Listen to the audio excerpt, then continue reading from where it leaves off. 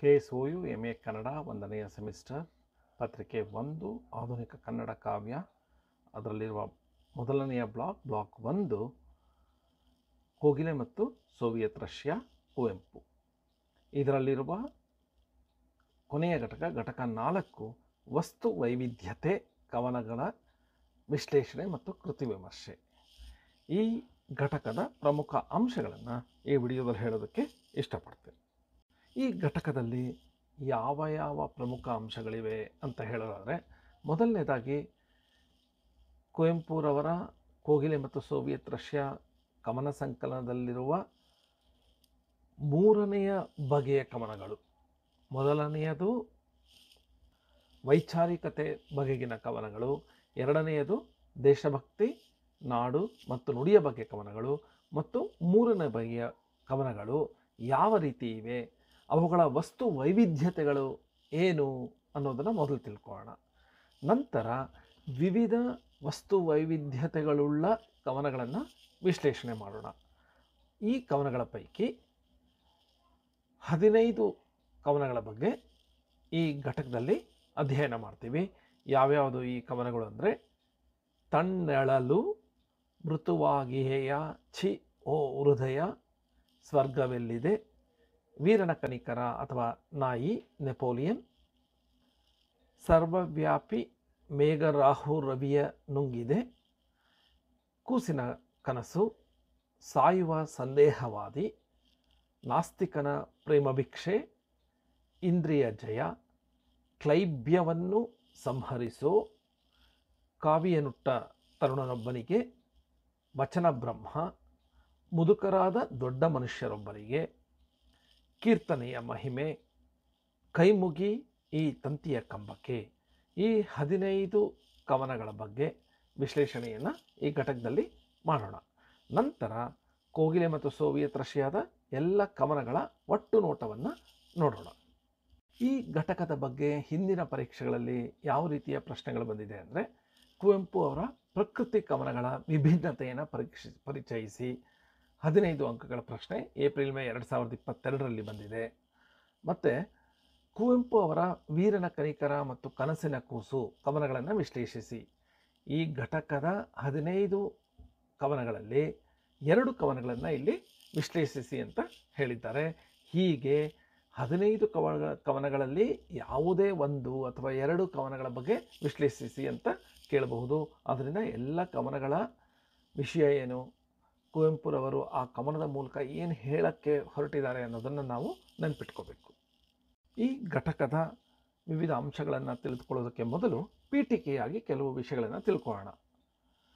ಈ ಘಟಕದಲ್ಲಿರುವ ವಿವಿಧ ಕವನಗಳಲ್ಲಿ ನಾವೇನು ನೋಡಬಹುದು ಅಂದರೆ, ಕುವೆಂಪು ಅವರಿಗೆ ಪ್ರಕೃತಿಯ ಬಗ್ಗೆ ಇರುವ ಪ್ರೀತಿ ಕಾಣುತ್ತೆ. ಕುವೆಂಪು ಅವರ ದರ್ಶನ ಮತ್ತು ಆಧ್ಯಾತ್ಮಿಕ ದೃಷ್ಟಿಕೋನ ಕಾಣಿಸುತ್ತೆ. ಕುವೆಂಪು ಅವರು ಅಮೂರ್ತವನ್ನು ಮೂರ್ತವಾಗಿಸುವ ಬಗೆ ಏನು ಅಬ್ಸ್ಟ್ರಾಕ್ಟ್ ಆಗಿರುತ್ತೆ ಅದನ್ನು ಸ್ಪಷ್ಟಪಡಿಸುವ ಒಂದು ರೀತಿಯನ್ನು ನಾವು ಈ ಕವನಗಳಲ್ಲಿ ನೋಡಬಹುದು. ಮತ್ತು ಕವನಗಳ ರಚನೆಯ ವೈವಿಧ್ಯತೆಯನ್ನು ಸಹ ಈ ಘಟಕದ ಕವನಗಳಲ್ಲಿ ನಾವು ನೋಡಬಹುದು. ಕುವೆಂಪುರವರು ಮಲೆನಾಡಿನ ಸ್ವಚ್ಛಂದ ಪ್ರಕೃತಿ ಪರಿಸರದಲ್ಲಿ ಬೆಳೆದವರು. ಪ್ರಕೃತಿಯನ್ನು ಜಡ ಅಂತ ಅವರು ತಿಳ್ಕೊಂಡವರಲ್ಲ. ಪ್ರಕೃತಿಯ ಆರಾಧನೆ ಅದೇ ಪರಮ ಆರಾಧನೆ ಅನ್ನೋದನ್ನು ಅವರು ಅಂದ್ಕೊಂಡಿದ್ದರು. ಪ್ರಕೃತಿಯೊಲ್ಮೆಯೇ ಮುಕ್ತಿಯ ಆನಂದ ಸಾಧನೆ ಅಂತ ಪ್ರಕೃತಿಯನ್ನು ಕವಿ ಕುವೆಂಪುರವರು ಪೂಜಿಸಿದ್ದಾರೆ. ಭೂಮಿಯ ಸೌಂದರ್ಯವೆಲ್ಲವೂ ಪರಮಾತ್ಮನ ಪ್ರಕಾಶ ಅಂತ ಅವರು ತಿಳ್ಕೊಂಡಿದ್ದರು. ಪ್ರಕೃತಿಯ ಹಾಗೆ ಆಧ್ಯಾತ್ಮ ಸಹ ಅವರ ಬಾಳಿನಲ್ಲಿ ಹಾಗೂ ಕವನಗಳಲ್ಲಿ ಹೇಗೆ ಪ್ರಮುಖ ಸ್ಥಾನವನ್ನು ಪಡೆದಿದೆ ಅನ್ನೋದು ಈಗ ಗೊತ್ತಾಗುತ್ತೆ. ಪರಮಾತ್ಮನನ್ನು ಅವರು ಅತ್ಯಂತ ವಿನೀತ ಭಾವದಿಂದ ನಮಿಸ್ತಾರೆ. ಅವರ ರಚನೆಗಳ ವಿಸ್ತಾರ ಅತ್ಯಂತ ಭಿನ್ನವಾದದ್ದು. ವೈವಿಧ್ಯತೆಯ ಅನೇಕ ಮಜಲುಗಳನ್ನು ನಾವು ಅವರ ಕವನಗಳಲ್ಲಿ ಕಾಣಬಹುದು. ಕುವೆಂಪು ಮತ್ತು ಸೋವಿಯತ್ ರಷ್ಯಾ ಈ ಕವನ ಸಂಕಲನದಲ್ಲಿ ವೈಚಾರಿಕ ಆಚರಣೆಗಳುಳ್ಳ ಮೌಢ್ಯವನ್ನು ಮೀರಿ ಹೊಸ ಬಾಳಿನ ಹೊಸ ದೃಷ್ಟಿಗೆ ತೆರೆದುಕೊಳ್ಳುವ ಕವನಗಳು ಒಂದು ಕಡೆ ಇವೆ. ಮತ್ತೊಂದು ಕಡೆ ರಾಷ್ಟ್ರಕ್ಕಾಗಿ ತುಡಿಯುವ ಸ್ವಾತಂತ್ರ್ಯದ ಹೋರಾಟವನ್ನು ಕಿಚ್ಚನ್ನು ಉಕ್ಕಿಸುವ ಕ್ರಾಂತಿಯನ್ನು ಉಂಟು ಮಾಡಬಲ್ಲ ಕವನಗಳಿವೆ. ಇವೆಲ್ಲಗಳ ಮಧ್ಯೆ ತಲೆ ಎತ್ತಿ ನಿಲ್ಲೋದು ನಾಡು ನುಡಿಯ ಕುರಿತಾದ ಗೀತೆಗಳು. ಇವುಗಳನ್ನು ನಾವು ಹಿಂದಿನ ಘಟಕಗಳಲ್ಲಿ ನೋಡಿದ್ವಿ. ಈ ಘಟಕದಲ್ಲಿ ಮೇಲೆ ತಿಳಿಸಿದಂತಹ ಯಾವುದೇ ವರ್ಗಕ್ಕೆ ಸೇರದ ಕುವೆಂಪುರವರ ಅನುಭವದ ದೃಷ್ಟಿಯಿಂದ ವಸ್ತುಗಳಿರುವ ವಿವಿಧ ಕವನಗಳನ್ನು ನಾವು ಈಗ ಅಧ್ಯಯನ ಮಾಡೋಣ. ಕುವೆಂಪುರವರ ಕವನಗಳಲ್ಲಿ ಹೇಗೆ ವಸ್ತು ವೈವಿಧ್ಯತೆ ಇದೆ ಅನ್ನೋದನ್ನು ಈ ಘಟಕದಲ್ಲಿ ನಾವು ಕಾಣಬಹುದು. ಹೇಗಿದೆ ವಸ್ತು ವೈವಿಧ್ಯತೆ? ಅದರಲ್ಲೂ ಕುವೆಂಪುರವರ ಕೋಗಿಲೆ ಮತ್ತು ಸೋವಿಯತ್ ರಷ್ಯಾ ಕವನ ಸಂಕಲನದಲ್ಲಿರುವ ವಿವಿಧ ಕವನಗಳ ವಸ್ತು ವೈವಿಧ್ಯತೆ ಹೇಗಿದೆ ಅನ್ನೋದನ್ನು ನೋಡೋದಾದರೆ, ಕುವೆಂಪು ಅವರು ಸಮಾಜದಲ್ಲಿ ಸುತ್ತಮುತ್ತಲಿನ ಪರಿಸರದಲ್ಲಿ ನಡೆಯುವ ಎಲ್ಲ ವಿಚಾರಗಳಿಗೆ ಸ್ಪಂದಿಸಿ ಕವನಗಳನ್ನು ರಚನೆ ಮಾಡ್ತಾಯಿದ್ರು.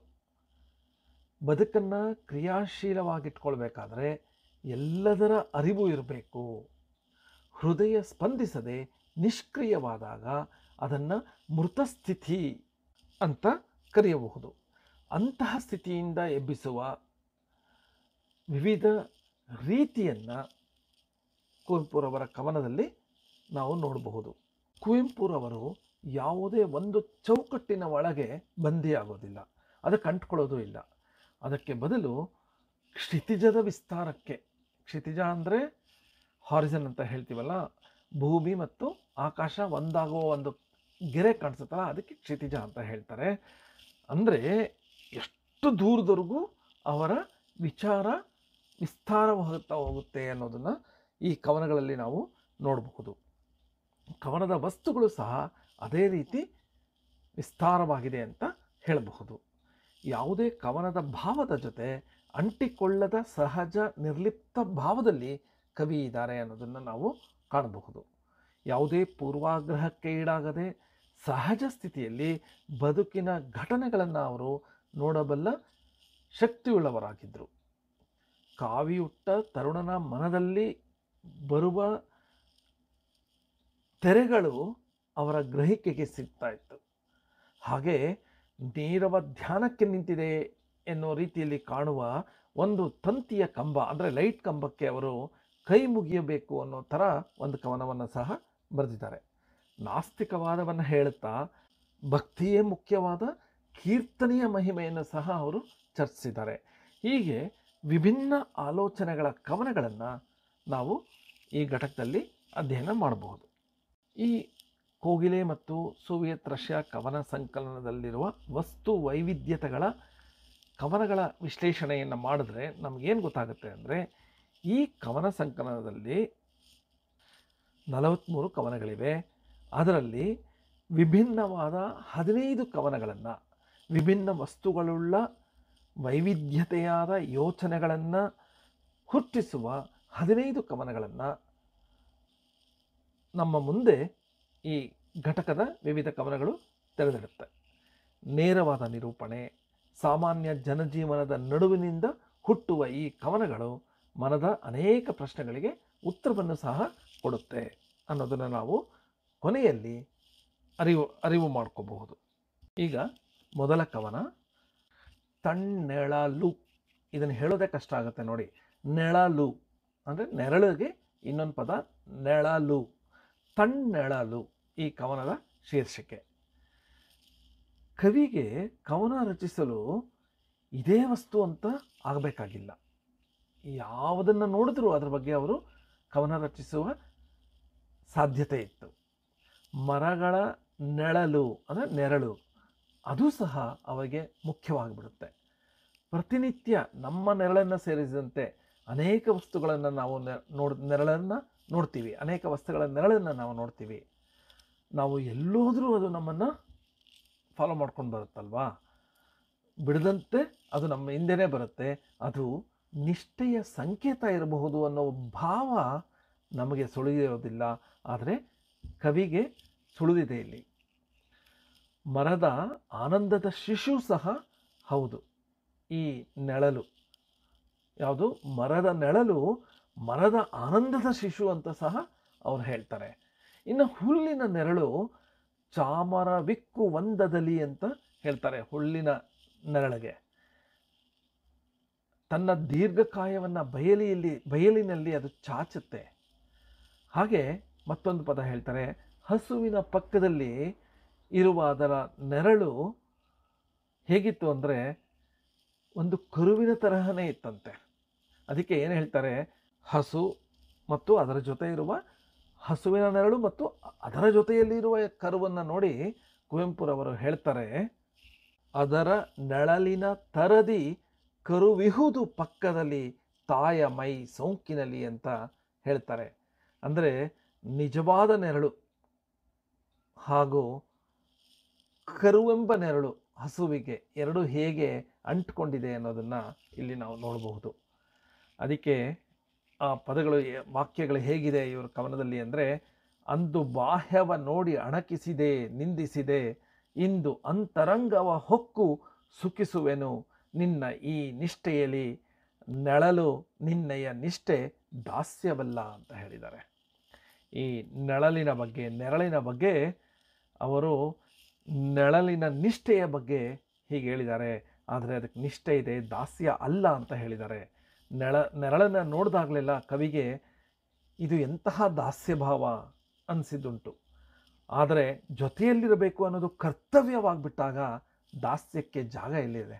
ಅದು ಹೇಗೆಂದರೆ, ಕವಿಯೊಬ್ಬನಿಗೆ ಛಂದಸ್ಸು ಬಂಧನವಾಗುವ ರೀತಿಯಲ್ಲಿ ನೆರಳು ನಮಗೆ ಬಂಧನವನ್ನು ನೀಡುತ್ತೆ. ಆದರೆ ಅದು ಬಂಧನ ಅಲ್ಲ, ಅದು ಸುಳ್ಳು. ಬಂಧನಕ್ಕೆ ಸಿಲುಕಿದಲು ತೋರುತ್ತಿದೆ, ಅದರ ಬಂಧನವೇ ಅದರ ಮುಕ್ತಿಗೆ ಶಕ್ತಿ ಅಂತ ಹೇಳಿ ಎಲ್ಲವನ್ನೂ ಒಂದು ಚೌಕಟ್ಟಿನಲ್ಲಿರಿಸಬೇಕು ಅಂತ ಅರಿವಾದಾಗ ಅದು ದರ್ಶನವಾಗುತ್ತದೆ, ನಲಿವಾಗುತ್ತದೆ, ನಿಷ್ಠೆಯ ಪರಮೋನ್ನತ ಸ್ಥಿತಿಯಾಗುತ್ತದೆ ಅಂತ ಈ ಕವನದಲ್ಲಿ ಕುವೆಂಪುರವರು ನೆರಳಿನ ಬಗ್ಗೆ ತಣ್ಣೆಳಲು ಅನ್ನುವ ಶೀರ್ಷಿಕೆಯಲ್ಲಿ ಹೇಳಿದ್ದಾರೆ. ಮತ್ತೊಂದು ಕವನ, ಮೃದುವಾಗಿಹೆಯ ಛಿ ಓ ಹೃದಯ. ಇದು ಹೇಗೆ ಅಂದರೆ, ಸತ್ತಂತಿಹರನ್ನು ಬಡಿದೆಚ್ಚರಿಸುವ ಕೆಲಸವನ್ನು ಕುವೆಂಪುರವರು ಎಲ್ಲ ಸಂದರ್ಭಗಳಲ್ಲಿ ಮಾಡ್ಕೊಂಡು ಬಂದಿದ್ದಾರೆ. ಸತ್ತಂತಿಹವರನ್ನು ಬಡಿದೆಬ್ಬಿಸುವ, ತಟ್ಟಿ ಎಚ್ಚರಿಸುವ ಗೀತೆ ಇದಾಗಿದೆ. ನೋಡೋದು ಏಳಿಳೀಂದ್ರ ದಿಗಂತದಿ ಸುಂದರ ಮಧುರ ಉಷಾ ಉದಯ ಎಂದು ಅರುಣೋದಯವನ್ನು ಸೂಚಿಸ್ತಾರೆ ಕುವೆಂಪುರವರು. ಬದುಕಿಗೂ ಅದನ್ನು ಅನ್ವಯಿಸ್ತಾರೆ. ನಿದ್ದೆಯಿಂದ ಮಲಗಿರುವ ಕನ್ನನನ್ನು ಎಬ್ಬಿಸುವ ಮೃದು ಹೃದಯದ ಅನುನಯ ನಾವು ಈ ಕವನದಲ್ಲಿ ನೋಡಬಹುದು.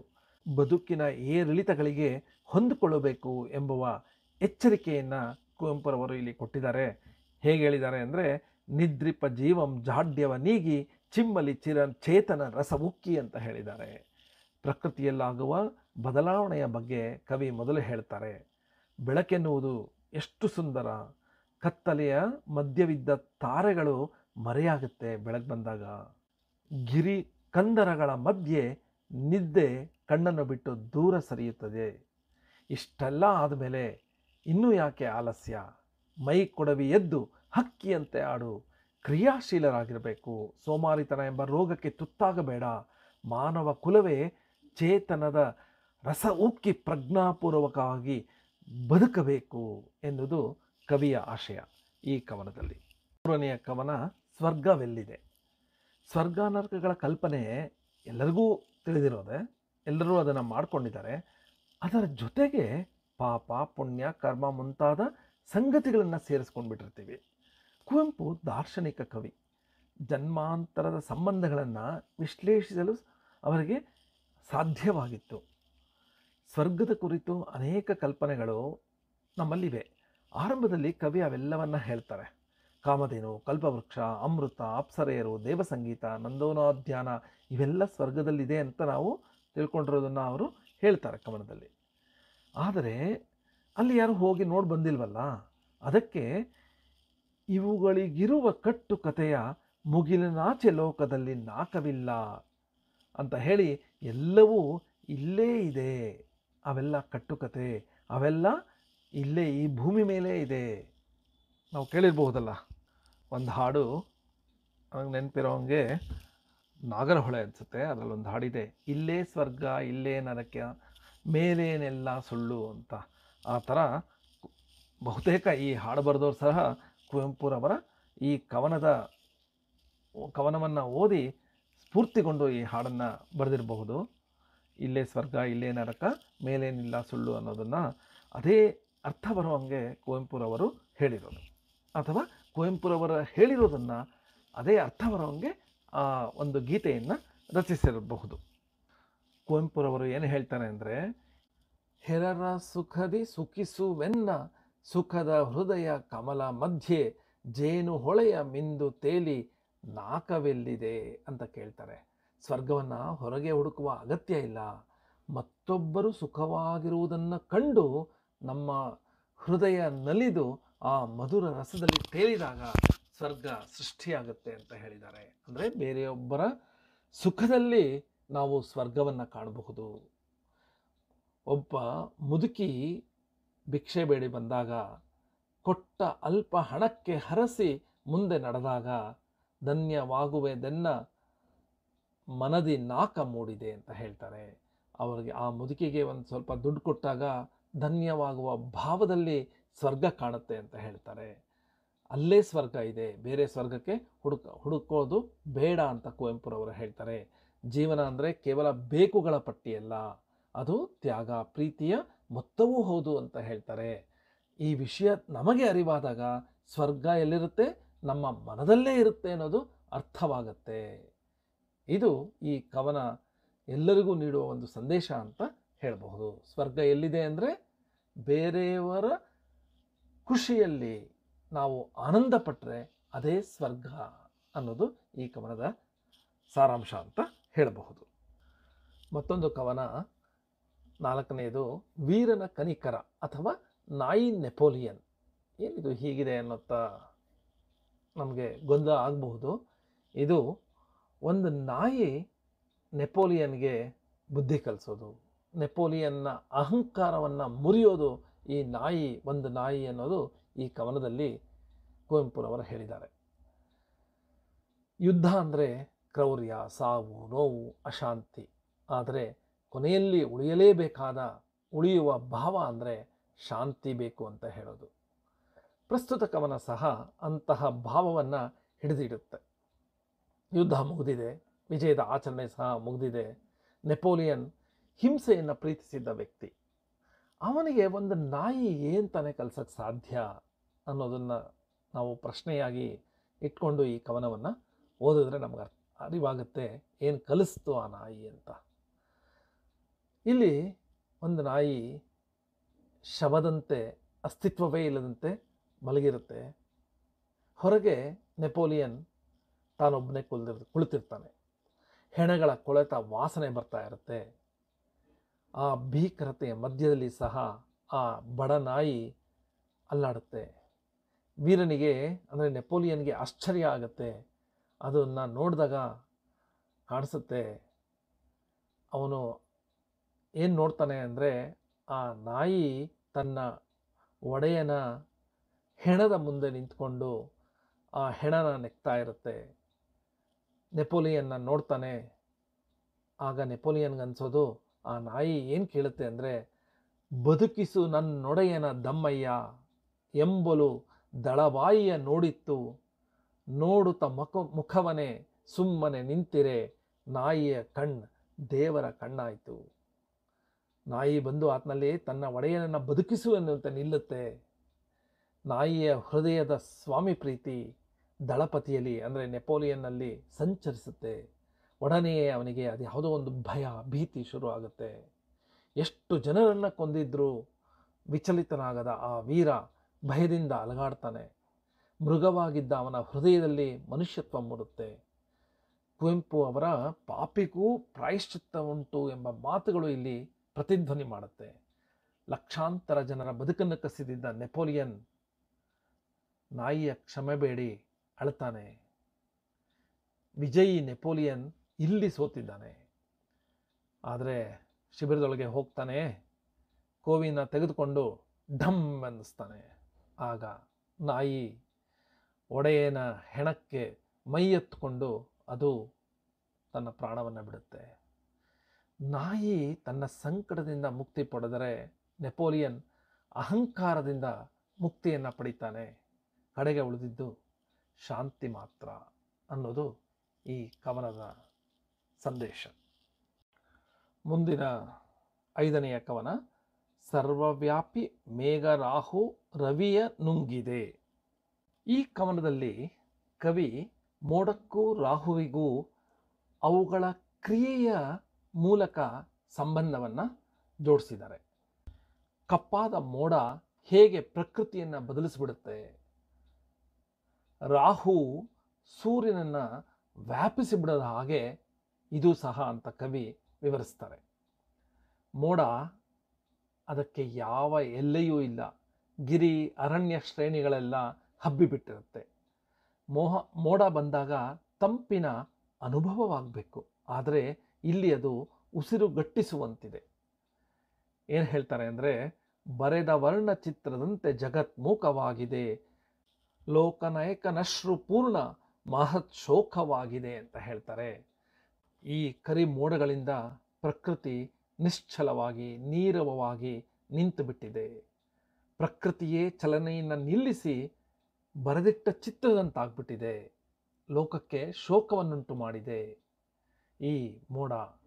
ಆದರೆ ಕರ್ಮಹೀನ ಕವಿಯ ಮನಕ್ಕೆ ಲಸತ್ ನಾಕವಾಗಿದೆ ಅಂತ ಕವಿಗೆ ಎಲ್ಲದರಲ್ಲೂ ಆನಂದ ಸಿಗುತ್ತೆ ಅನ್ನೋದನ್ನು ಕುವೆಂಪು ಹೇಳಿದ್ದಾರೆ.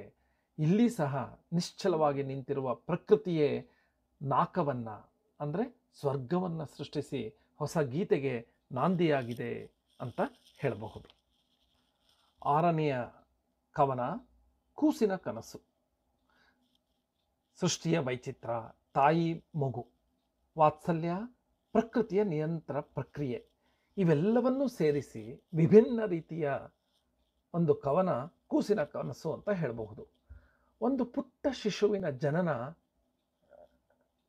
ಜಗಶಿಲ್ಪಿಯ ಯುಗ ಯುಗದ ಕರ್ಮದ ಕೃತಿ, ಶತಮಾನಗಳ ಸಂಗ್ರಹ ಸಂಸ್ಕೃತಿ ಅಂತ ಕವಿ ಹೇಳ್ತಾರೆ. ಹುಟ್ಟುವ ಮಗು ಹೊಸದೊಂದು ಬದುಕನ್ನು, ಹೊಸ ಕನಸುಗಳಿಗೆ ಈಡಾಗೋದಕ್ಕೆ ಸುತ್ತಲಿನವರಿಗೆ ಅವಕಾಶ ನೀಡುತ್ತೆ. ಇಲ್ಲಿ ನವಶಿಶು ತೊಟ್ಲಲ್ಲಿ ಮಲಗಿದೆ, ತಾಯಿಯ ಜೋಗುಳ ದಿಂಪಿಗೆ ಮನಸೋತು ತೊಟ್ಟಿಲಲ್ಲಿ ಮಗು ನಿದ್ರಿಸಿದೆ.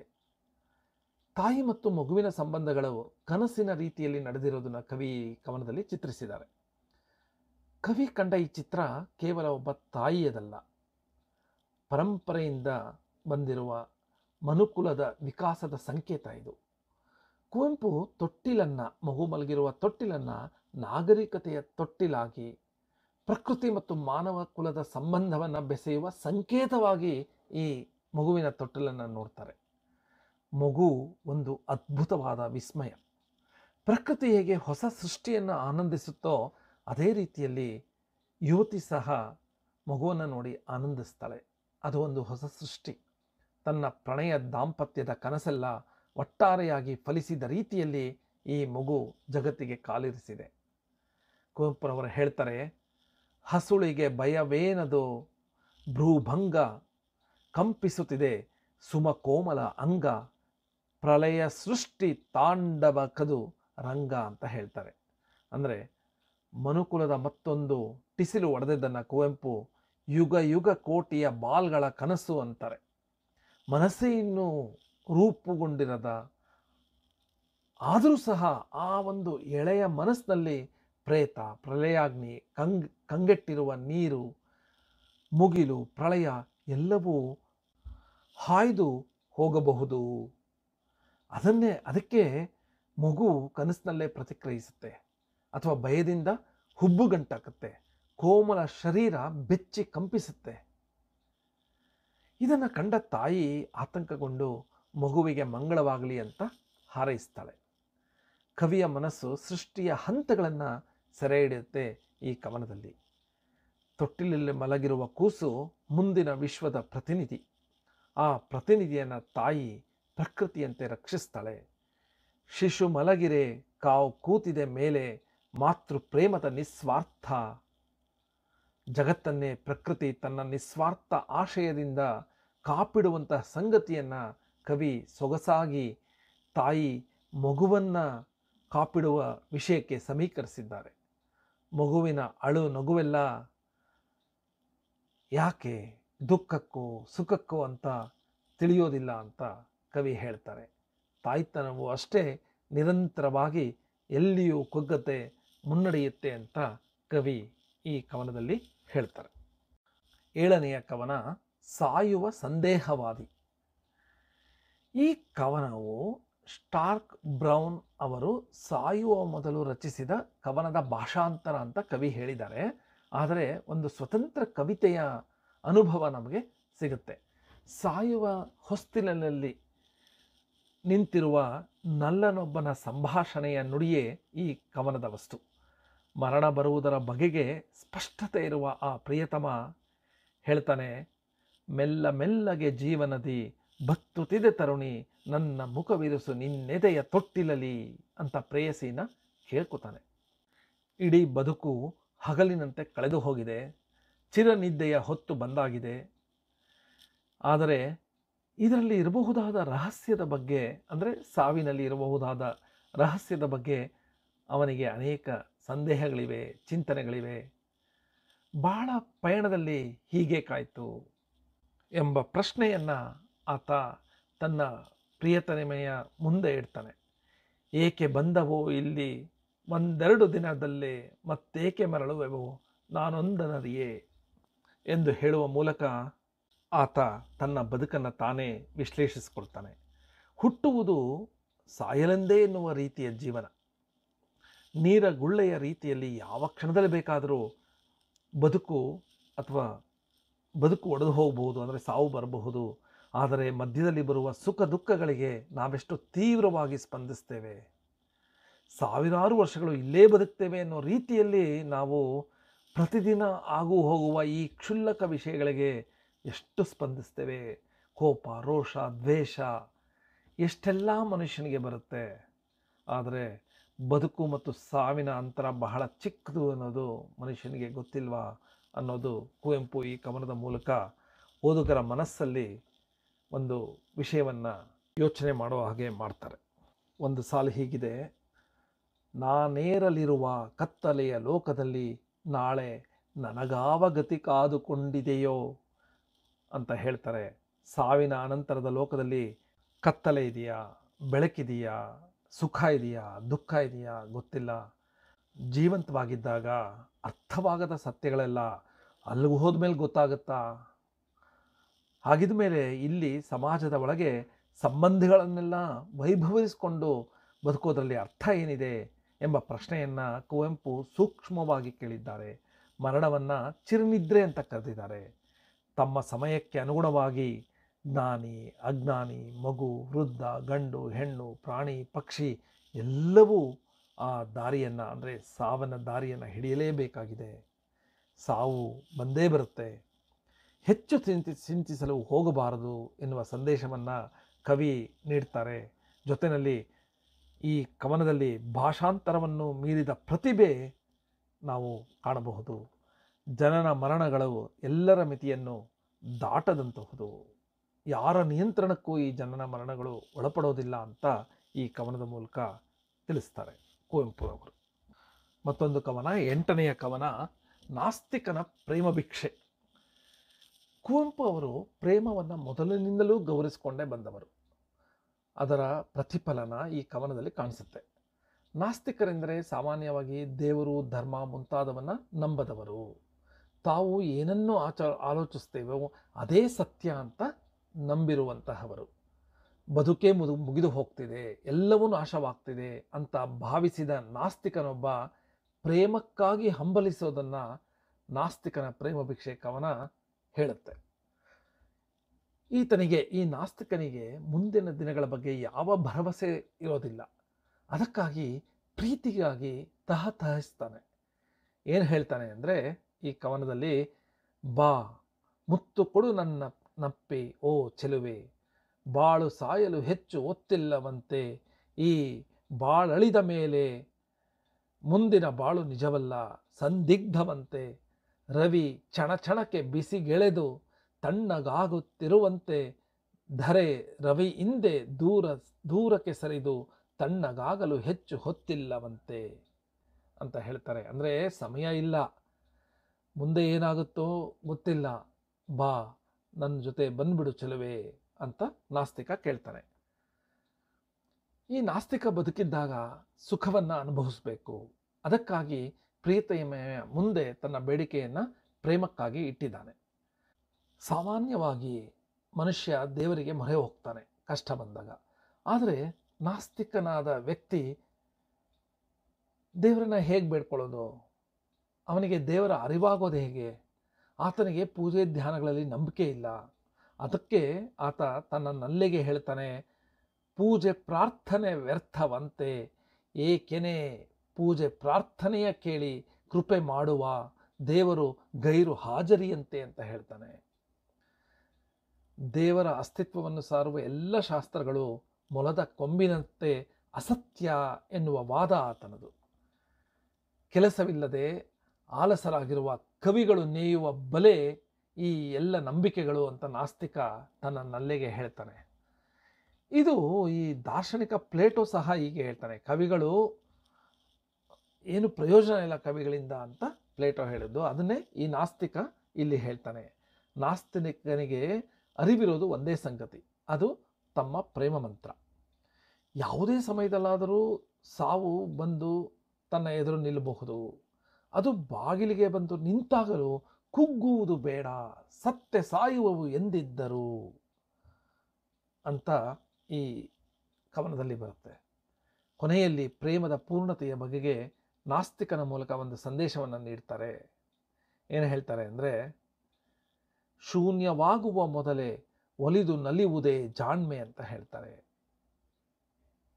ಅದು ನಿಷ್ಕಲ್ಮಶವಾದ ಪ್ರೇಮದ ರೀತಿ ಪ್ರೀತಿ ಎಲ್ಲಿದ್ದರೂ ಹಾಗೆ ಉಳಿದಿರುತ್ತೆ. ಅದಕ್ಕೆ ಸಾಕ್ಷಿ ಎಂದಂತೆ ಈ ಸಾಲುಗಳಿವೆ. ಮಾತು ಕೊಡುವೆನು ನಿನಗೆ ನಾ ನಿನ್ನಲ್ಲಿಯೂ, ಇಲ್ಲಿ ಒಲಿದಂತೆ ಎದೆ ಮುಟ್ಟಿಯೊಲುವೆನೆಂದು ಅಂತ ಹೇಳ್ತಾರೆ. ಹೀಗೆ ನಾಸ್ತಿಕನೊಬ್ಬ ತನ್ನ ನಲ್ಲೆಗೆ ಪ್ರೇಮ ಭಿಕ್ಷೆಯನ್ನು ಬೀಡುವ ಪರಿಯನ್ನು ಈ ಕವನದಲ್ಲಿ ಕುವೆಂಪುರವರು ತಿಳಿಸಿದ್ದಾರೆ. 9ನೆಯ ಕವನ ಇಂದ್ರಿಯ ಜಯ. ಅದರಲ್ಲಿ ಆರಂಭದಲ್ಲಿ ಹೇಗೆ ಬರುತ್ತೆ ಸಾಲುಗಳು ಅಂದರೆ, ನನ್ನನ್ನಿಂದ್ರಿಯಗಳನ್ನು ನಾನೆಂದು ಜಯಿಸುವೆನು ಎಂದೊಬ್ಬ ಸನ್ಯಾಸಿ ಕೇಳಿದರನೇಕನು ಅಂತ ಸಾಲುಗಳಿವೆ ಈ ಕವನದಲ್ಲಿ. ಇಂತಹ ಪ್ರಶ್ನೆಯನ್ನು, ಇಂದ್ರಿಯವನ್ನು ಜಯಿಸೋದು ಹೇಗೆ ಅಂತ ಕುವೆಂಪುರವರು ಸನ್ಯಾಸಿಯೊಬ್ಬರ ಮೂಲಕ ಉತ್ತರ ಹುಡುಕಿಸುವ ಕವಿತೆ ಇದಾಗಿದೆ. ಸರ್ವಸಂಗ ಪ್ರತ್ಯಾಗಿಯಾಗಿ ತನ್ನ ಬದುಕನ್ನೇ ಪರಹಿತಕ್ಕಾಗಿ ಮುಡಿಪಿಡುವ ಮನಸ್ಥಿತಿ ಸಾಧಾರಣ ನಿಗ್ರಹದಿಂದ ಬರಲು ಸಾಧ್ಯ ಇಲ್ಲ. ಅದಕ್ಕಾಗಿಯೇ ಕವಿ ಇಂದ್ರಿಯ ಜಯದ ಬಗ್ಗೆ ಪ್ರಶ್ನೆಯನ್ನು ಸನ್ಯಾಸಿಯಿಂದಲೇ ಕೇಳಿಸಿದ್ದಾರೆ. ಸನ್ಯಾಸಿಯಾದವರಿಗೆ ಲೋಕದ ವ್ಯಾಪಾರ ಎಲ್ಲ ಅಸಹಜ ಅನಿಸುತ್ತೆ. ಅದಕ್ಕಾಗಿ ಅವರು ಸಂಸಾರದ ಪರಿಧಿಯಿಂದ ಲೋಕದ ವ್ಯವಹಾರ ಸೇರಿದಂತೆ ಎಲ್ಲರಿಂದ ದೂರ ಇರಲು ಬಯಸ್ತಾರೆ.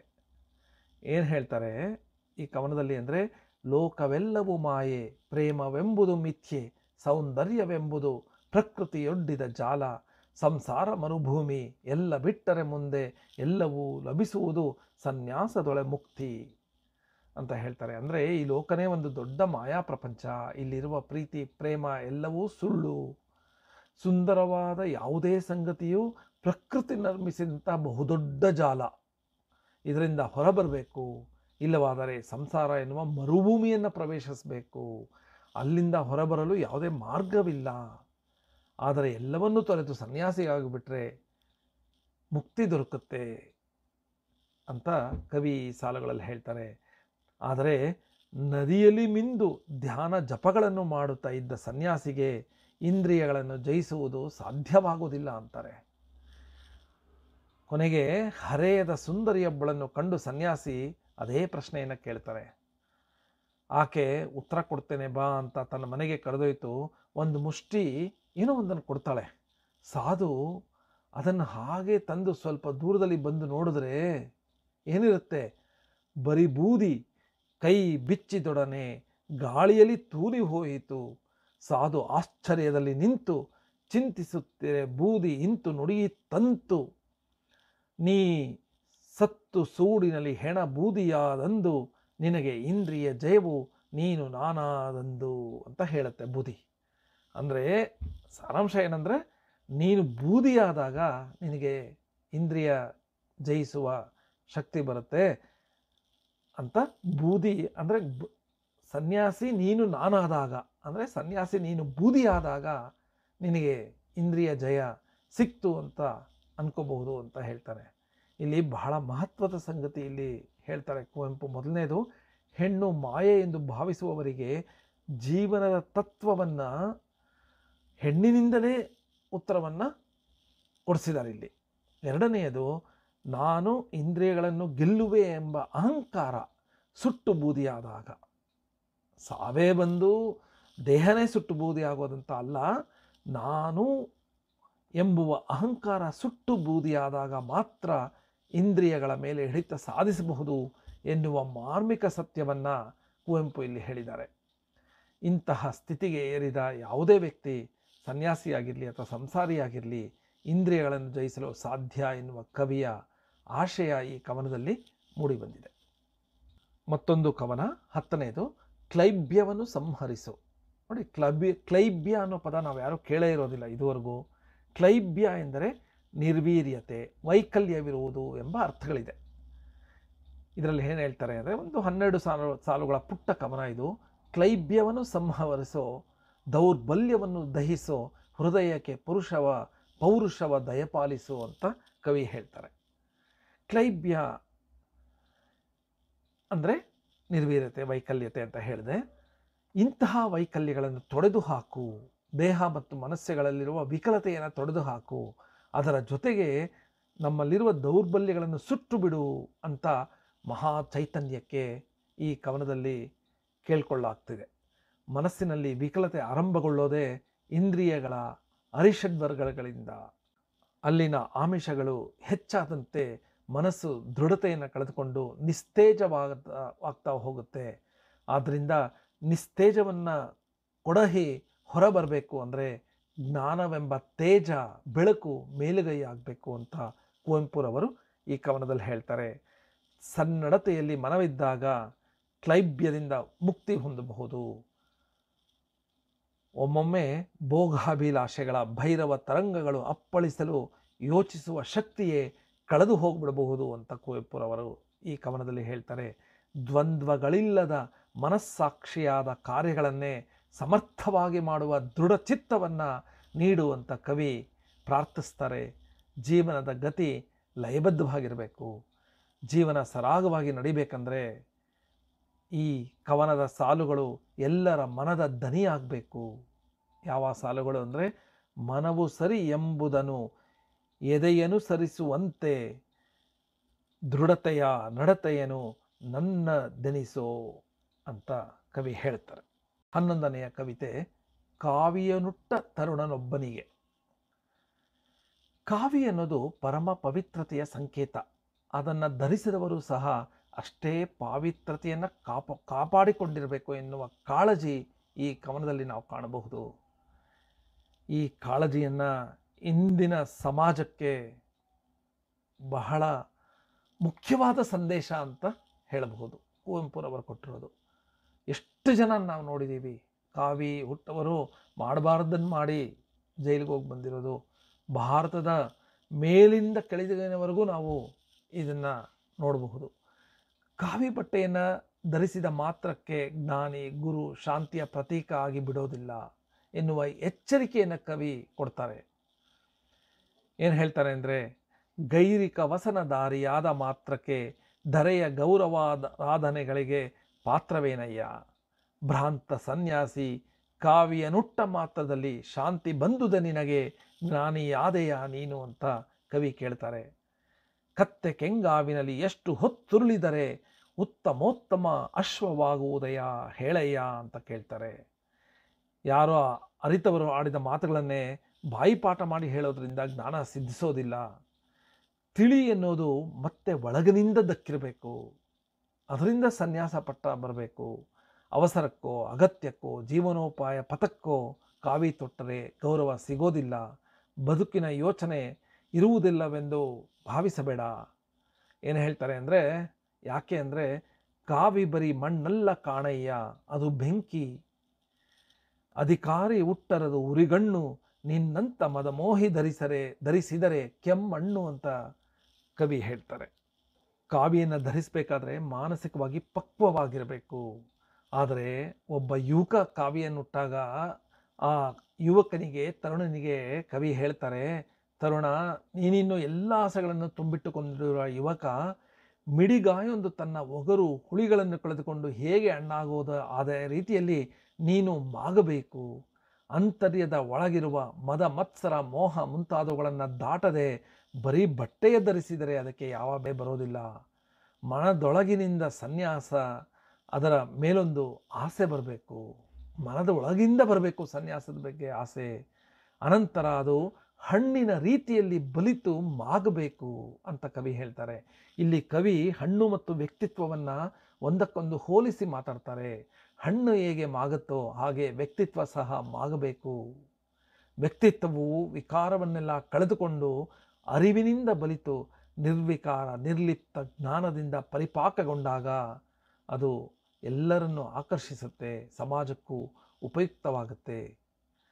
ಆದರೆ ಒಬ್ಬ ತರುಣ ಕಾವಿಯನ್ನುಟ್ಟಾಗ ಕೇವಲ ಬುದ್ಧಿಯ ಬಲದಿಂದ ಕಾವಿ ಹಾಕಿದರೆ ಅದು ಪಕ್ವಗೊಂಡಿಲ್ಲ ಅನ್ನೋ ಸತ್ಯ ಜಗತ್ತಿಗೆ ತಿಳಿದು ಬಿಡುತ್ತೆ. ಅದು ಕಲ್ಲಿನ ಏಟು ತಿಂದ ಮಾವಿನ ಹಣ್ಣಿನ ರೀತಿಯಲ್ಲಿರುತ್ತೆ. ಪೆಟ್ಟು ತಗುಲಿದರೆ ಹಣ್ಣು ಕೊಳೆತು ಹುಳಿಯಾಗ್ಬಿಡುತ್ತೆ. ಮನಸ್ಸು ಕೂಡ ಅದೇ ರೀತಿ. ಹದವರೆತು ಮಾಗದಿದ್ದಲ್ಲಿ ಅದು ಕೊಳೆತು ಬಿಡುತ್ತೆ, ಮನಸ್ಸು ಸಹ ಕೊಳೆತು ಬಿಡುತ್ತೆ. ಬರಿಯ ವೇಷದ ಧಾರಣೆಯಿಂದ ಯಾವುದೇ ಪ್ರಯೋಜನ ಆಗೋದಿಲ್ಲ ಅಂತ ಕವಿ ಹೇಳ್ತಾರೆ. ಹುಲಿಯ ಬಣ್ಣಕ್ಕೆ ನರಿಯು ಮೈಸುಟ್ಟುಕೊಂಡಂತೆ, ಹುಲಿಯ ವೇಷದ ಕತ್ತೆ ಕಬ್ಬ ನುಣ ಹೋದಂತೆ, ಹೊರಗಿನ ಬಟ್ಟೆ ನಮ್ಮ ಒಳಗನ್ನು ಬದಲಿಸೋದಿಲ್ಲ ಅಂತ ಕವಿ ಹೇಳ್ತಾರೆ. ಸನ್ಯಾಸಿ ಆಗೋದಕ್ಕೆ ಏಕೈಕ ಮಾರ್ಗ ಸಾಧನೆ. ಅದರಿಂದಲೇ ಮನಸ್ಸಿನ ಹಿಡಿತ. ಅದಕ್ಕೆ ಕಾವಿಯನ್ನು ಅಂತರಂಗಕ್ಕೆ ಹಾಕಬೇಕು, ಹೊರಮೈಗೆ ಅಲ್ಲ. ಹೊರಮೈಗೆ ಹಾಕಿದರೆ ಒಂದು ನಾಟಕದಲ್ಲಿ ಪಾತ್ರಧಾರಿಯಂತೆ ಕಾಣಿಸ್ತೀವಿ ಅಷ್ಟೇ. ನೈಜ ವ್ಯಕ್ತಿತ್ವ ಅರಳೋದಿಲ್ಲ. ಸಮಾಜಕ್ಕೆ ಒಳಿತಾಗುವ ವ್ಯಕ್ತಿತ್ವ, ಸಂಯಮದ ಮೂರ್ತಿಯಾಗಿ ನೀನು ಬದಲಾದರೆ ಅದು ಬೆಳಕಿನ ದಾರಿಯಾಗಬಲ್ಲದು, ದಾರಿ ತೋರಬಲ್ಲದು ಸಮಾಜಕ್ಕೆ ಅಂತ ಕವಿ ಹೇಳಿದ್ದಾರೆ. ಮತ್ತೊಂದು ಕವನ 12ನೇದು ವಚನ ಬ್ರಹ್ಮ. ಕೇವಲ ಮಾತಲ್ಲೇ ಎಲ್ಲ ಮಾಡ್ತೀನಿ ಅಂತ ಹೇಳುವವರಿಗೆ ಕವಿ ಈ ಕವನವನ್ನು ವಿಡಂಬನೆಯಾಗಿ ಬರೆದಿದ್ದಾರೆ. ಇದೊಂದು ವಿಶಿಷ್ಟ ಬಗೆಯ ಕವನ ಅಂತ ಹೇಳಬಹುದು. ಬದುಕಿನ ಹುಟ್ಟು ಸಾವುಗಳನ್ನು ಕುರಿತಂತೆ ಅದನ್ನು ಹೇಗೆ ನೋಡಬೇಕು ಅನ್ನುವ ನಿರ್ದೇಶನ ನೀಡುವ ದೃಷ್ಟಿಕೋನವನ್ನು ಈ ಕವನ ಹೇಳುತ್ತೆ. ಹುಡುಗರು ಸಾವು ಬದುಕುಗಳನ್ನು ಕುರಿತು ಚರ್ಚಿಸ್ತಾರೆ. ಎಲ್ಲವೂ ನಮಗೆ ಗೊತ್ತು ಅನ್ನೋ ರೀತಿಯಲ್ಲಿ ಹೇಳ್ತಾರೆ. ನಿನ್ನೆ ಮೊನ್ನೆಯ ಹುಡುಗರೋ ನಾವು, ನಮಗೇತಕ್ಕೆ ಹೇಳಜ್ವರ ಸಾವು, ಜನನವು ಜೀವವು ಮರಣವಂತೆ, ಏತಕ್ಕೆ ನಮಗ ತತ್ವದ ಕಂತೆ ಅಂತ ಈ ಹುಡುಗರು ಹೇಳ್ಕೊತಾರೆ. ಈ ತತ್ವದ ಹೊರೆಯನ್ನು ಸ್ವಲ್ಪ ಉಪೇಕ್ಷೆಯಿಂದಲೇ ಈ ತರುಣರು ಕಾಣ್ತಾರೆ. ಶಾಶ್ವತ ಮತ್ತು ನಶ್ವರಗಳ ಜಿಜ್ಞಾಸೆಯನ್ನು ಸಹ ಮಾಡ್ತಾರೆ. ಯಾವುದು ನಶ್ವರ ಎನ್ನುವುದರ ಕಡೆ ಅವರ ದೃಷ್ಟಿ ಹರಿಯುತ್ತೆ. ಎಲ್ಲವನ್ನುಳಿಸುವುದೇ ಆದರೆ ಮುಕ್ತಿ, ಎಲ್ಲವನ್ನಪ್ಪುವುದರೊಳಗಿದೆ ಶಕ್ತಿ ಅಂತ ಹೇಳ್ತಾರೆ. ಎಲ್ಲವನ್ನೂ ಬಿಟ್ಟು ಹೋಗುವುದು ಹೇಗೆ ಮುಕ್ತಿಯಾಗತ್ತೆ? ಎಲ್ಲವನ್ನೂ ಅಪ್ಪುವುದೇ ಶಕ್ತಿ ಅಲ್ಲವೇ ಅಂತ ಕವಿ ಈ ಬಾಲಕರ ಮೂಲಕ ಪ್ರಶ್ನೆ ಮಾಡಿದ್ದಾರೆ. ಆದರೆ ಕವಿ ಅದನ್ನು ಒಪ್ಪೋದಿಲ್ಲ. ಬದಲಿಗೆ ಒಂದು ಹೊಸ ವಾದವನ್ನು ಮಂಡಿಸ್ತಾರೆ. ಸೂರ್ಯ ಮತ್ತು ಚಂದ್ರರು ಶಾಶ್ವತ, ಆದರೆ ಸೂರ್ಯ ದಿನ ಬೆಳಕನ್ನು ಜೀವ ಜಗತ್ತಿಗೆ ನೀಡ್ತಾನೆ. ಅವನು ಈ ನಶ್ವರದ ಕುರಿತು ಚಿಂತಿಸೋದೇ ಇಲ್ಲ. ಚಂದ್ರ ಸಹ ಸೂರ್ಯನ ಬೆಳಕಿನ ಮೇಲೆ ಅವಲಂಬಿತನಾಗಿ ತಾನು ಶಾಶ್ವತನೇ ಎನ್ನುವ ಭಾವ ಅವನಿಗೆ ಬರೋದಿಲ್ಲ. ಅವರಿಬ್ಬರು ಮನುಕುಲಕ್ಕೆ ಬೇಕಾದವರು. ಅತಿ ಅಗತ್ಯವಾದ ಬೆಳಕನ್ನು ನೀಡುತ್ತಲೇ ಬಂದಿರುವ ಇವರು ತಮಗೆ ಕರ್ತವ್ಯ ಮುಖ್ಯವೇ ಹೊರತು ಇರುವಿಕೆ ಇಲ್ಲದಿರುವಿಕೆ ಎರಡೂ ಅವರಿಗೆ ಬೇಕಾಗಿಲ್ಲ. ಆ ಭ್ರಮೆಯಲ್ಲಿ ಬಾಳುವವರು ಕೈಲಾಗದವರು ಮಾತ್ರ ಅಂತ ಕವಿ ಹೇಳ್ತಾರೆ. ಬರಿಯ ಮಾತಿನಲ್ಲಿ ಬ್ರಹ್ಮ ವಸ್ತುವನ್ನು ಕಾಣುವವನಿಂದ ಏನೂ ಪ್ರಯೋಜನ ಆಗೋದಿಲ್ಲ.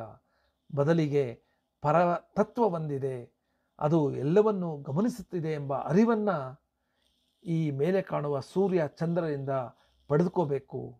ಇಲ್ಲವಾದರೆ ಸೋಮಾರಿತನ, ಒಣ ಆಡಂಬರದ ಮಾತುಗಳು ಮುಕ್ತಿಗೆ ನಮಗೆ ದಾರಿ ತೋರಿಸೋದಿಲ್ಲ ಅಂತ ಕವಿ ಎಚ್ಚರಿಸ್ತಾರೆ.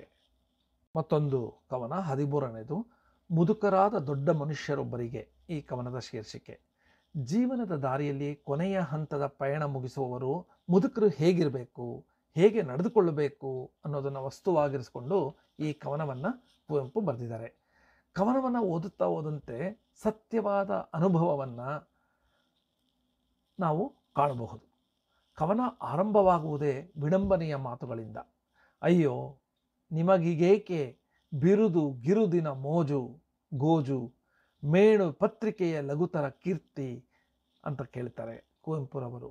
ಜೀವ ಮುಗಿದಂತೆಲ್ಲ ಹೊರಮುಖವಾಗಿ ಬಯಸುವುದನ್ನು ಕಡಿಮೆ ಮಾಡ್ಕೋಬೇಕು. ಅಂದರೆ ಮುದುಕರಿಗೆ ಜೀವನದಲ್ಲಿ ಆಸೆಗಳು ಸತ್ತು ಹೋಗಬೇಕು ಅಂತ ಅರ್ಥ ಅಲ್ಲ. ಆದರೆ ಇನ್ನೂ ಪ್ರಶಸ್ತಿ, ಬಿರುದು, ಪತ್ರಿಕೆಗಳು ಹೊಗಳಬೇಕು ಅನ್ನೋ ಆಸೆ ಎಲ್ಲವೂ ಬೇಕು ಅಂತ ಬಯಸಬಾರ್ದು. ಅಂತರಂಗದಲ್ಲಿ ಜ್ಯೋತಿ ಪ್ರಜ್ವಲಿಸಿದಾಗ ಮಾತ್ರ ಜೀವನ ಆದರ್ಶಪ್ರಾಯವಾಗಿರುತ್ತೆ. ಅದರ ಹೊರತು ಆಸೆ ಬುರುಕುತನ, ಹಪಾಹಪಿ ಇದು ಸೂಕ್ತವೂ ಅಲ್ಲ, ವಿವೇಕವಾದದ್ದು ಅಲ್ಲ ಅಂತ ಕವಿ ಮುದುಕರಿಗೆ ಹೇಳ್ತಾರೆ. ಮನಸ್ಸು ಮಾಗಿದೆ ಅಂದರೆ ಬದುಕಬಾರದು ಅಂತ ಅರ್ಥ ಅಲ್ಲ. ಪಡೆಯಬೇಕಾದುದು ಪಡೆದಿಹಿರಿ, ಕೊಡುವುದನ್ನು ಕೊಟ್ಟಿಹಿರಿ. ಎಲ್ಲವೂ ಮುಗಿದ ಮೇಲೂ ಕೇವಲ ಮುಖಸ್ತುತಿಗಾಗಿ, ಲಾಭಕ್ಕಾಗಿ ನಿಮ್ಮನ್ಯಾರೋ ಹೊಗಳಿದರೆ ಅದಕ್ಕೆ ಮರುಳಾಗಬೇಡಿ. ಅವೆಲ್ಲವೂ ಸುಳ್ಳಿನ ಮಾತುಗಳೇ ಅಂತ ಕವಿ ಹೇಳ್ತಾರೆ. ಏನು ಹೇಳ್ತಾರೆ ಅಂದರೆ, ಹಿಂದೆ ಹಾರೈಸಿ ನೋಡುವ ನಿಮ್ಮನೀ ಮಂದಿ ಮತ್ತೆ ಹಿಂದಕ್ಕೆ ಬಂದು ತಮ್ಮ ತುತ್ತನ್ನು ಕಸಿದು ತಮಗೆ ತೊಂದರೆ ಕೊಡದೇ ಇರಲಿ ಎಂಬಂದದಲ್ಲಿ ಬಿರುದೆಂಬ ಬಿರುದುಗಳು ನಿಮ್ಮ ನೂಕುತ್ತಿವೆ ಅಂತ ಹೇಳ್ತಾರೆ. ಈ ಎಚ್ಚರ ನಿಮಗಿರಲಿ. ಸಭೆ ಏರ್ಪಡಿಸಿ ಸಮಾರಂಭಗಳನ್ನು ಮಾಡಿ ನಿಮಗಾಗಿ ಕೊಡೋದು ಕೇವಲ ಒಂದು ಲಾಭಕ್ಕಾಗಿ, ಯಾವುದೋ ಒಬ್ಬರಿಗೆ ಅಥವಾ ಒಂದು ವ್ಯವಸ್ಥೆಯ ಲಾಭಕ್ಕಾಗಿ ಹೀಗೆಲ್ಲ ಮಾಡ್ತಾರೆ. ನಿಮಗಾಗಿ ಯಾರೂ ಏನನ್ನೂ ಮಾಡಲು ಸಿದ್ಧರಿರೋದಿಲ್ಲ. ನಿಮಗೆ ಸನ್ಮಾನ ಪತ್ರವನ್ನು ಸಿದ್ಧಪಡಿಸಿ ತಂದಿರ್ತಾರೆ, ಆದರೆ ಅದು ನಿಮಗಾಗಿ ಅಲ್ಲ, ಅಲ್ಲಿ ಬರುವ ಇತರರನ್ನು ಓಲೈಸಲು, ಅಧಿಕಾರಸ್ಥರನ್ನು ಓಲೈಸಲು. ಇಂತಹವರ ಬಲೆಗೆ ಬಿದ್ದು ನಿಮ್ಮತನವನ್ನು ನೀವು ಕಳೆದುಕೋಬೇಡಿ ಅಂತ ಮುದುಕರಾದ ದೊಡ್ಡ ಮನುಷ್ಯರೊಬ್ಬರಿಗೆ ಹೇಳ್ತಾರೆ. ಕಿರಿಯನಾಗಿ ನಾನಿಷ್ಟೆಲ್ಲ ಮಾತನಾಡ್ತಾ ಇರೋದಕ್ಕೆ ನಿಮಗೆ ಬೇಸರ ಬೇಡ. ಇವೆಲ್ಲ ಸಂಗತಿಗಳನ್ನು ಪಕ್ಕದಲ್ಲಿರಿಸಿ ನಿಜದ ಅರ್ಥದಲ್ಲಿ ಹಿರಿಯರಾಗಿ, ಕಿರಿಯರಿಗೆ ಮಾರ್ಗದರ್ಶಕರಾಗಿ ಅಂತ ಕವಿ ಹಿರಿಯರನ್ನು ಪ್ರಾರ್ಥಿಸಿದ್ದಾರೆ. ಮತ್ತೊಂದು ಕವನ 14ನೇದು, ಕೀರ್ತನೆಯ ಮಹಿಮೆ. ಇದೊಂದು ತೀರಾ ವಿಭಿನ್ನವಾದ ವಸ್ತುವಿರುವ ಕವನ. ವ್ಯಕ್ತಿಗತವಾದ ಮಿತಿಗಳನ್ನು ಅರಿತುಕೊಂಡು ತನಗೆ ಸಾಮರ್ಥ್ಯ ಇರುವ ಕ್ಷೇತ್ರದಲ್ಲಿ ಸಾಧನೆ ಮಾಡಬೇಕು. ಅದನ್ನು ಮೀರಿ ಬೇರೆಯವರಿಗೆ ತೊಂದರೆ ಕೊಡುವಂತೂ ನಾವು ಏನಾದರೂ ಸಾಧನೆ ಮಾಡೋಕ್ಕೆ ಹೋದರೆ ಅದನ್ನು ಇಲ್ಲಿ ವ್ಯಂಗ್ಯವಾಗಿ ಕವಿ ತಿಳಿಸಿದ್ದಾರೆ. ಒಂದು ಗುಡಿ ಇರುತ್ತೆ, ಅಲ್ಲೊಂದು ವಿಗ್ರಹದ ಮುಂದೆ ಒಬ್ಬ ಹಗಲಿರುಳು ಹಾಡ್ತಾನೆ ಇರ್ತಾನೆ. ಭಗವಂತನ ಬಗ್ಗೆ ಅವನು ಹಾಡು ಹೇಳ್ತಾ ಇರ್ತಾನೆ. ಆದರೆ ಭಗವಂತ ಆ ಹಾಡನ್ನು ಕೇಳೋದಕ್ಕೆ ಸಾಧ್ಯ ಆಗಲ್ಲ. ಭಗವಂತನಿಗೆ ಅದನ್ನು ಸಹಿಸೋದಕ್ಕೆ ಅಸಾಧ್ಯ ಅಂತ ಹೇಳಿದಾಗ ಅವನು ಭಕ್ತನ ಮುಂದೆ ಪ್ರತ್ಯಕ್ಷನಾಗಿ ಭಕ್ತನಿಗೆ ಕೈ ಮುಗಿದು ಕೇಳ್ಕೊತಾನೆ, ನನಗೊಂದು ವರ ಕೊಡಪ್ಪ ಭಕ್ತ ಅಂತ. ಭಕ್ತನಿಗೆ ಆಶ್ಚರ್ಯ ಆಗುತ್ತೆ. ಏನು, ದೇವರು ನನ್ನಂಥವನಿಂದ ವರ ಕೇಳ್ತಾ ಇದ್ದಾನೆ. ದೇವ ತಿರುಕನು ತಿರಿಯುವನೇ, ನಾನೇನ ಕೊಡಬಲ್ಲೆ ಅಂತ ಕೇಳ್ತಾನೆ. ಅದಕ್ಕೆ ದೇವರು ಹೇಳ್ತಾನೆ, ದೇವರೆಂದನು ಭಕ್ತವರ್ಯ ನಾ ಕೇಳಲಾರೆ, ಸಾಕು ನಿಲ್ಲಲಿ ನಿನ್ನ ಗಂಟಲಿನ ಗಾನಧಾರೆ. ಈ ಸಾರಿ ತಪ್ಪಾಯಿತು ಕ್ಷಮಿಸಯ್ಯ ದಯವಿಟ್ಟು, ನಿನಗೆ ಮುಂದಿನ ಜನ್ಮ ಕೊಳ್ಳೆ ಕಂಠವ ಕೊಟ್ಟು ತಕ್ಕ ಪ್ರಾಯಶ್ಚಿತ್ತ ಮಾಡಿಕೊಳ್ಳುವೆ ನಾನು ಅಂತ ಹೇಳ್ತಾನೆ. ಅಂದರೆ ನಿನ್ನ ಕಂಠಸಿರಿಯನ್ನು ಕೇಳಲಾಗ್ತಾ ಇಲ್ಲ, ನೀನು ಹಾಡೋದನ್ನು ನಿಲ್ಲಿಸ್ಬಿಡು, ಮುಂದಿನ ಜನ್ಮದಲ್ಲಿ ನಿನಗೆ ಒಳ್ಳೆಯ ಕಂಠವನ್ನೇ ಕೊಡ್ತೇನೆ, ಈಗ ಹೇಗಾದರೂ ಮಾಡಿ ನಿಲ್ಲಿಸ್ಬಿಡಪ್ಪ ಅಂತ ಭಗವಂತ ಭಕ್ತನನ್ನೇ ಬೇಡಿ ವೈಕುಂಠಕ್ಕೆ ವಾಪಸ್ ಹೋಗ್ತಾನೆ. ಹೀಗೆ ಇಲ್ಲದ ಗುಣಗಳನ್ನು ಆರೋಪಿಸಿಕೊಳ್ಳದೆ ನಮಗೇನು ಸಾಧ್ಯವಿಲ್ಲವೋ ಹೇಳ್ತಾರಲ್ಲ ಇಂಗ್ಲೀಷಲ್ಲಿ, it is not cup of my tea ಅಂತ ಹೇಳ್ತಾರೆ. ಅಂದರೆ ನಮ್ಮದಲ್ಲದ ಕೆಲಸವನ್ನು, ನಮಗೆ ಆಗದ ಕೆಲಸವನ್ನು, ನಮಗೆ ಅಭಿರುಚಿ ಇಲ್ಲದ ಕೆಲಸವನ್ನು ನಾವು ಮಾಡೋಕ್ಕೆ ಹೋಗಬಾರ್ದು. ಭಗವಂತನನ್ನು ಕಾಣುವ ಹಂಬಲವೊಂದನ್ನು ಇರಿಸಿಕೊಂಡ್ರೆ ಸಾಕು ಅಂತ ಕವಿ ವಿಡಂಬನಾತ್ಮಕವಾಗಿ ಈ ಕವನವನ್ನು ಬರೆದಿದ್ದಾರೆ. ಈ ಘಟಕದ ಕೊನೆಯ ಕವನ 15ನೇದು, ಕೈ ಮುಗಿ ಈ ತಂತಿಯ ಕಂಬಕ್ಕೆ. ಇದು ಮೇಲಿನ ಕವನದ ವಿರುದ್ಧ ದಿಕ್ಕಿನದು ಅಂತ ಹೇಳಬಹುದು. ತಂತಿಯ ಕಂಬ ಒಂದು ಜಡವಸ್ತು. ಅದನ್ನು ನೋಡುತ್ತಾ ನೀರವ ಮೌನದಲ್ಲಿ ಎಲ್ಲಿ ಬೇಕಾದರೂ ವಿಹರಿಸಲು ಕವಿಗೆ ಸಾಧ್ಯವಿದೆ. ಮೌನದೊಳಗೆ ರಮ್ಯಲೋಕವನ್ನು ಕಾಣುವ ಶಕ್ತಿಯನ್ನು ಬೆಳೆಸ್ಕೋಬೇಕು ಅಂತ ಕವಿ ಹೇಳಿದ್ದಾರೆ. ಇಲ್ಲಿ ತಂತಿಯ ಕಂಬ ಒಂದು ನೆಪ ಅಷ್ಟೆ. ಅದರ ಬುಡದಲ್ಲಿ ನಿಂತಾಗ ಕಲ್ಪನೆ ರೆಕ್ಕೆ ಬಿಚ್ಚಿದಾಗ ಆಗುವ ಅನುಭವಗಳೇ ಬೇರೆ ರೀತಿಯದು. ಮಲೆನಾಡು ಕುವೆಂಪು ಅವರಿಗೆ ಎಲ್ಲವೂ ಆಗಿತ್ತು. ಅಲ್ಲಿನ ಪ್ರಕೃತಿ ಸೌಂದರ್ಯವನ್ನು ಅವರು ಎಲ್ಲಿದ್ದರೂ ಅನುಭವಿಸಲು ಸಾಧ್ಯವಾಗ್ತಾ ಇತ್ತು. ಆ ಕಾಡಿನ ಮಧ್ಯೆ ಚೈತ್ರ ದಿನೇಶನ ಚಿನ್ನದ ಹೊನಲು, ಬನದೆಲೆ ಹಸುರಲ್ಲಿ ಹೊಳೆ ಹರಿಯಿತೆಂತಲು ಅಂತ ಎತ್ತ ನೋಡಿದರೂ ಹಸಿರು, ಕಾಜಾಣ, ಕೋಗಿಲೆಗಳ ಗಾನ ತುಂಬಿರುತ್ತೆ. ಮರಗಿಡಗಳಲ್ಲಿ ಹುಚ್ಚಿಡಿದಂದದಿ ಹೂದುಂಬಿ ನಳನಳಿಸುತ್ತಿದ್ದರೆ ಅಲ್ಲಿನ ಮಕರಂದನ್ನು ಹೀರಲು ಲಕ್ಷ ಸಂಖ್ಯೆಯ ದುಂಬಿಗಳಿದ್ದು ಅವುಗಳ ಜೇಂಕಾರ ನಾದವೀಣೆಯ ಓಂಕಾರದಂತಿತ್ತು ಅಂತ ಕವಿ ನೆನಪಿಸ್ಕೋತಾರೆ. ಬಯಲು ಸೀಮೆಯಲ್ಲಿ ಎಲ್ಲಿಂದ ಬರಬೇಕು ಈ ತರಹದ ಅನುಭವ? ಆದರೆ ಅದು ಸಹ ಸಾಧ್ಯವಾಗಿದೆ. ಅದು ಕಂಡ ಎಲ್ಲವನ್ನ ಈ ತಂತಿಯ ಕಂಬದ ಬುಡದಲ್ಲಿ ನಿಂತು ಮತ್ತೆ ಆಸ್ವಾದಿಸಬಹುದು ಅಂತ ಹೇಳ್ತಾರೆ. ಕಣ್ಣನು ತೆರೆ ಸುತ್ತಲೂ ನೋಡು ಈಗೆಂತಿದೆ ಧರೆ, ರಸ ಸುಖ ಘನಿ ತನ್ನಿಹ ಬೀಡು. ಕೈ ಮುಗಿ ಈ ತಂತಿಯ ಕಂಬಕ್ಕೆ ವಂದಿಸಿ ನಡೆ ಮುಂದಕ್ಕೆ ಅಂತ ಕವಿ ಹೇಳ್ತಾರೆ. ಜೀವವಿಲ್ಲದ ಈ ಕಂಬ ಅದೆಂದೋ ಸ್ವಚ್ಛಂದವಾಗಿ ಮಿಂದಿದ್ದ ಪ್ರಕೃತಿಯ ಸಾಸ್ವಾದದಲ್ಲಿ ಇಂದು ಮನಸ್ಸನ್ನು ಮುಳುಗಿಸಬಲ್ಲದು ಅಂದರೆ ಅದಕ್ಕೆ ನಮಿಸಬೇಕು. ಅಂದರೆ ಈ ಜಡವಾಗಿರುವ ಈ ಕಂಬ ನಮ್ಮನ್ನು ಸಂತಸದಲ್ಲಿ ಮುಳುಗಿಸುತ್ತೆ. ಆ ಸಂತಸದಲ್ಲಿ ಮುಳುಗಿಸುವ ನೆನಪುಗಳನ್ನು ಮಾಡುತ್ತೆ. ಅದಕ್ಕಾಗಿ ಈ ಕಂಬಕ್ಕೆ ನಮಿಸಬೇಕು ಅಂತ ಹೇಳೋದು ಕವಿ. ಜಗತ್ತಿನ ಎಲ್ಲ ವಸ್ತುಗಳಲ್ಲೂ ಚೈತನ್ಯವನ್ನು ಕಾಣಬಲ್ಲಂಥ ವಿಶೇಷ ದೃಷ್ಟಿಯನ್ನು ಕುವೆಂಪುರಂತಹ ರಸಋಷಿ ಮಾತ್ರವೇ ಕಾಣಬಲ್ಲರು ಅನ್ನೋದಕ್ಕೆ ಈ ಕವನ ಒಂದು ಉದಾಹರಣೆಯಾಗಿದೆ. ಇನ್ನು ಈ ಎಲ್ಲ ಕವನಗಳ ಅಂದರೆ ಕೋಗಿಲೆ ಮತ್ತು ಸೋವಿಯತ್ ರಷ್ಯಾದ ಕವನ ಸಂಕಲನದ ಎಲ್ಲ ಕವನಗಳ ಒಟ್ಟು ನೋಟ ಏನು ಅಂತ ನೋಡೋದಾದರೆ, ಕುವೆಂಪು ಅವರ ಮನೋಭಿಮಿಕೆಯ ಕೌಶಲ್ಯಕ್ಕೆ ಹಿಡಿದ ಕೈಗನ್ನಡಿಯಂತಿದೆ ಇಲ್ಲಿನ ಕವನಗಳು. ಈ ಕವನಗಳು ತಮ್ಮ ವಿಸ್ತಾರವನ್ನು ಹರಡಿಕೊಂಡಿವೆ. ಅಲ್ಲಲ್ಲಿ ಕಾಣುವ ಸಂಸ್ಕೃತ ಪದಗಳು, ಮತ್ತೊಮ್ಮೆ ಆಡು ಭಾಷೆಯ ಸೊಗಡು, ಕಾವ್ಯಾತ್ಮಕ ದೃಷ್ಟಿ, ವ್ಯಂಗ್ಯ, ವಿಡಂಬನೆ, ಮೊನಚುಗಳನ್ನು ಇಲ್ಲಿನ ಕವನಗಳು ಮೈಗೂಡಿಸಿಕೊಂಡಿವೆ. ವಸ್ತುವನ್ನು ಗಮನಿಸಿದಾಗಲೂ ಸಹ ಸಮಾಜವಾದದ ಸರ್ವರಿಗೂ ಸಮಬಾಳಿರಲಿ ಎನ್ನುವ ಆಶಯ ಎದ್ದು ಕಾಣುತ್ತೆ. ಸಮಾಜವನ್ನು ನೋಡುವಾಗ ಅಲ್ಲಿ ಬೇಕಾಗಿರುವ ವೈಚಾರಿಕತೆಗೆ ಕೊರತೆ ಬಂದಿದೆಯಿಲ್ಲ ಅನ್ನುವ ಕವಿಮನದ ತುಡಿತ ಸಹ ಕಾಣುತ್ತೆ. ವಿಶ್ವದ ಚರಾಚರ ವಸ್ತುಗಳೆಲ್ಲರಲ್ಲೂ ಚೈತನ್ಯವಿದೆ ಎನ್ನುವ ಮಾತನ್ನು ನಾವಿಲ್ಲಿ ನೋಡಬಹುದು. ವಿಜ್ಞಾನದ ಅಗತ್ಯವೂ ಇದೆ, ತಂತ್ರಜ್ಞಾನವೂ ಬೇಕಿದೆ. ಅದಕ್ಕೆ ಅರ್ಹವಾದ ವಿದ್ಯಾ ಸಂಪತ್ತು ಬಹಳ ಮುಖ್ಯ ಅಂತ ಕುವೆಂಪು ಹೇಳಿದ್ದಾರೆ.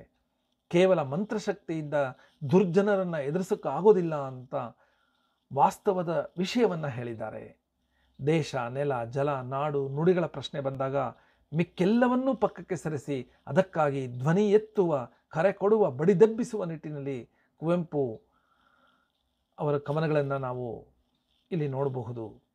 ಪರಂಪರೆಯ ಬಗೆಗೆ ಪೂರ್ಣ ಗೌರವ, ವೈಜ್ಞಾನಿಕ ನಿಲುವು, ರಾಮಕೃಷ್ಣ ವಿವೇಕಾನಂದರ ಆದರ್ಶವನ್ನು ಮೈಗೂಡಿಸಿಕೊಂಡಿದ್ದರಿಂದ ಕುವೆಂಪುರವರ ಪ್ರಸ್ತುತ ಕವನ ಸಂಕಲನದಲ್ಲಿ ಈ ಎಲ್ಲವನ್ನೂ ನಾವು ಒಟ್ಟಾಗಿ ಕಾಣಲು ಸಾಧ್ಯವಾಗಿದೆ.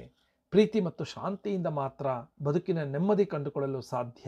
ಅದನ್ನು ಬಿಟ್ಟು ಸಂಘರ್ಷದಿಂದ ಅಲ್ಲ ಎನ್ನುವ ಚಿಂತನೆಯನ್ನು ನೀಡ್ತಾರೆ. ನಿರಾಶಾವಾದಿಗಳ ಹೋಗುವ ಅಗತ್ಯ ಇಲ್ಲ ಅಂತ ಸಹ ಕವಿಯ ಆಶಯವಾಗಿದೆ.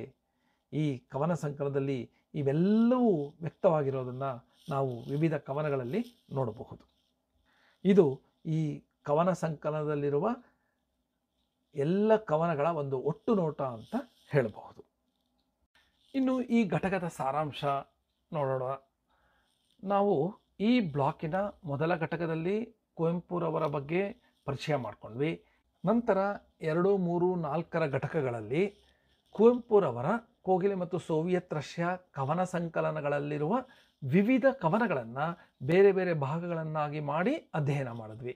2ನೆಯ ಘಟಕದಲ್ಲಿ ಈ ಕವನ ಸಂಕಲನದ ವೈಚಾರಿಕತೆ ಬಗೆಗಿನ ಕವನಗಳನ್ನು ಅಧ್ಯಯನ ಮಾಡಿದ್ವಿ. 3ನೆಯ ಘಟಕದಲ್ಲಿ ನಾಡು, ನುಡಿ, ದೇಶಭಕ್ತಿ, ಸ್ವಾತಂತ್ರ್ಯ ಈ ವಿಷಯಗಳ ಬಗ್ಗೆ ಇರುವ ಕವನಗಳ ಬಗ್ಗೆ ಅಧ್ಯಯನ ಮಾಡಿದ್ವಿ. ಈ ಘಟಕದಲ್ಲಿ 4ನೆಯ ಘಟಕದಲ್ಲಿ ವಿವಿಧ ವಸ್ತು ವೈವಿಧ್ಯತೆಗಳ ಬಗ್ಗೆ, ಅಂದರೆ ಬೇರೆ ಬೇರೆ ತರಹದ ವಸ್ತುಗಳ ಬಗ್ಗೆ ಬರೆದಿರುವ ಕವನಗಳನ್ನು ವಿಶ್ಲೇಷಣೆ ಮಾಡಿದ್ವಿ. ಅದರಲ್ಲೂ ನೆರಳಿನ ಬಗ್ಗೆ, ಮೃತವಾಗಿದೆಯ ಹೃದಯ ಅಂತ ಹೇಳಿ ಬಡಿದೆಬ್ಬಿಸುವ ಬಗ್ಗೆ, ಸ್ವರ್ಗ ಎಲ್ಲಿದೆ ಅನ್ನೋದ್ರ ಬಗ್ಗೆ, ಒಬ್ಬ ವೀರ ನೆಪೋಲಿಯನ್ ಮನಸ್ಸನ್ನು ಬದಲಾಯಿಸುವ ನಾಯಿ ಅದರ ಬಗ್ಗೆ, ಹೇಗೆ ಮೋಡ ರವಿಯ ನುಂಗಿದೆ ಅನ್ನೋದ್ರ ಬಗ್ಗೆ, ಒಂದು ಕೂಸಿನ ಕನಸಿನ ಬಗ್ಗೆ, ಒಬ್ಬ ಸಂದೇಹವಾದಿ ಸಾಯುವಾಗ ಏನು ಹೇಳ್ತಾನೆ ಅನ್ನೋದ್ರ ಬಗ್ಗೆ, ಒಬ್ಬ ನಾಸ್ತಿಕ ಪ್ರೇಮ ಭಿಕ್ಷೆಯನ್ನು ಇಡೋದ್ರ ಬಗ್ಗೆ, ಇಂದ್ರಿಯವನ್ನು ಜಯಿಸೋದ್ರ ಬಗ್ಗೆ, ಕ್ಲೈಬ್ಯವನ್ನು ಸಂಹರಿಸುವಂತ ಕೇಳ್ಕೊಳ್ಳೋದ್ರ ಬಗ್ಗೆ, ಒಬ್ಬ ತರುಣ ಕಾವ್ಯನುಟ್ಟಾಗ ಕುವೆಂಪು ಅವನಿಗೆ ಹೇಳುವ ವಿಷಯದ ಬಗ್ಗೆ, ವಚನ ಬ್ರಹ್ಮ ಕೇವಲ ಮಾತುಗಳಲ್ಲೇ ನಮಗೆಲ್ಲ ತಿಳಿದಿದೆ ಅಂತ ಹೇಳೋರ ಬಗ್ಗೆ, ಮುದುಕರಾದ ದೊಡ್ಡ ಮನುಷ್ಯರೊಬ್ಬರಿಗೆ ಕೆಲವು ಮಾತುಗಳನ್ನು ಹೇಳೋದು,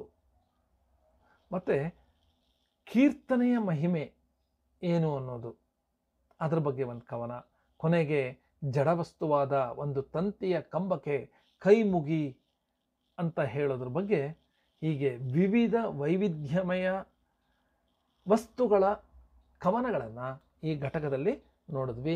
ಅಂತಿಮವಾಗಿ ಕೊನೆಗೆ ಕೋಗಿಲೆ ಮತ್ತು ಸೋವಿಯತ್ ರಷ್ಯಾದ ಎಲ್ಲ ಕವನಗಳ ಒಟ್ಟು ನೋಟವನ್ನು ಸಹ ಈ ಘಟಕದ ಕೊನೆಯಲ್ಲಿ ತಿಳಿದುಕೊಂಡ್ವಿ. ಇಲ್ಲಿಗೆ ಈ ಘಟಕದ ಪ್ರಮುಖ ಅಂಶಗಳನ್ನು ಈ ವಿಡಿಯೋದಲ್ಲಿ ಹೇಳಿದ್ದೇನೆ. ಇದು ನಿಮಗೆ ಅರ್ಥ ಆಗಿದೆ ಅಂತ ಅಂದ್ಕೊಂಡಿದ್ದೀನಿ. ಇದರ ಜೊತೆ ನೀವು ಪಠ್ಯವನ್ನು ಸಹ ಓದಬಹುದು. ಇದರಿಂದ ನಿಮಗೆ ಉಪಯೋಗ ಆಗಿದೆ ಅನಿಸಿದ್ರೆ ನಿಮ್ಮ ಅನಿಸಿಕೆಯನ್ನು ಈ ವಿಡಿಯೋದ ಕೆಳಗಡೆ ಇರುವ ಕಾಮೆಂಟ್ ಬಾಕ್ಸ್ನಲ್ಲಿ ತಿಳಿಸಿ ಅಂತ